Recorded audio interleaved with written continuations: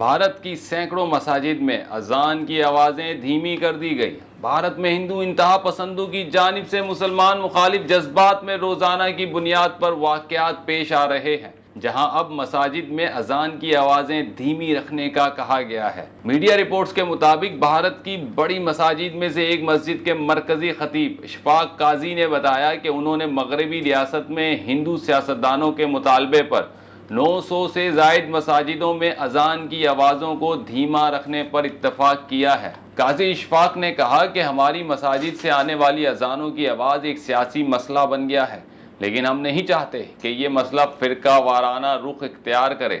یاد رہے کہ بھارت میں ہندو انتہا پسند رہنما راج ٹھاکرے نے اپریل میں بھارت میں مساجد سے آنے والی اذانوں کی آواز کو کم رکھنے کا مطالبہ کیا تھا۔ راج ٹھاکرے کا کہنا تھا کہ اگر ایسا نہیں کیا گیا تو ان کی جماعت کے کارکن مساجد کے باہر بھارتی رسوم بطور احتجاج ادا کریں گے۔ یاد رہے کہ بھارت میں اذان کا مسئلہ ریاست مہاراشٹر کے علاوہ بھی دیگر ریاستوں تک پھیلا ہوا ہے۔